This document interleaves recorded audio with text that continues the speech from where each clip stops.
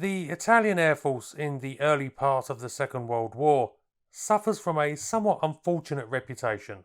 Though the Italians did field some remarkably good fighters as the war progressed, at their entry into the conflict in 1940, much of their frontline strength was still made up of biplanes such as the CR-33 and CR-42.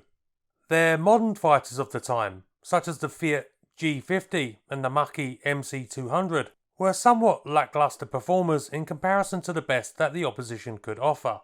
And so, Italian fighter aircraft of 1939 and 1940 are quite often overlooked and lose out historically to their contemporaries from other countries.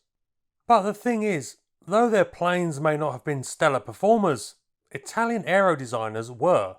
In the 1930s, Italy had been a world leader in cutting-edge aeronautics, producing some remarkable experimental and record-breaking aircraft. They just had a problem translating that into service aircraft. And perhaps nothing better demonstrates this than this aircraft, the Ambrosini SS.4. Because even before the Royal Italian Air Force introduced their last biplane fighter, the CR-42, into service, this extremely advanced fighter had flown in prototype form.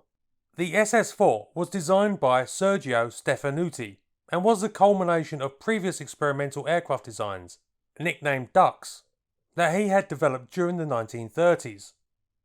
But while those aircraft had been small and low-powered affairs, the SS-4 was intended to be arguably the most advanced fighter aircraft in the world. A single-seater of all-metal construction, the SS-4 was of a Canard configuration that saw the main wing located at the rear of the fuselage, while smaller foreplanes were mounted at the nose. The engine, an ASSO 11 RC40 liquid-cooled V12 that produced 960 horsepower, was mounted in a pusher configuration at the back of the aircraft. The SS-4 did not have a conventional tail, instead being fitted with two vertical fins midway along the main wing. Additionally, the cockpit was glazed, and the tricycle undercarriage was fully retracting. Again, for comparison, the CR-42, which was just about to enter service, was an open cockpit, fixed undercarriage biplane. The SS-4, by comparison, was like a spaceship.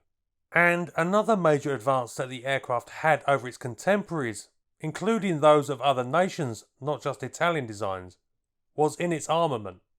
This was intended to be two 20mm and a single 30mm cannons. We are talking early 1939 here. The war hadn't started yet.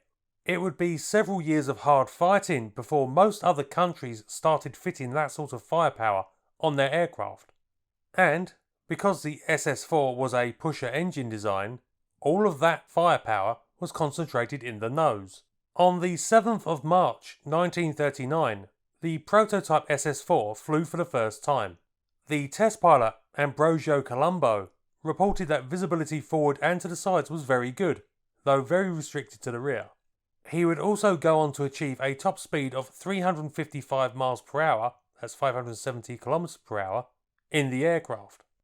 This was higher than most fighters of the day, though it must be remembered that this was in a prototype unencumbered with weapons, and all the other paraphernalia that goes into a military aircraft. Regardless, it was impressive, especially on a first flight. Colombo pushed to take the SS-4 up again the next day for more testing and, granted permission, performed another test. 45 minutes into the flight, an aileron broke. This started a critical oscillation in the aircraft, and Colombo tried to land the SS-4. Unable to reach the runway, he hit a tree and was killed. The SS-4 was destroyed, and an investigation concluded that the cause had been faulty workmanship. However, questions were also raised on the viability of the SS-4 and on the whole design premise. Despite its potential, the Ambrosini Canard fighters were reduced in importance, with the decision made to build a simpler wooden version as a second prototype.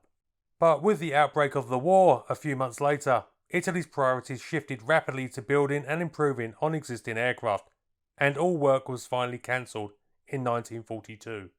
And so ended the Italian Canard fighters, a classic aeronautical story of brilliant innovation that couldn't quite translate into real world use.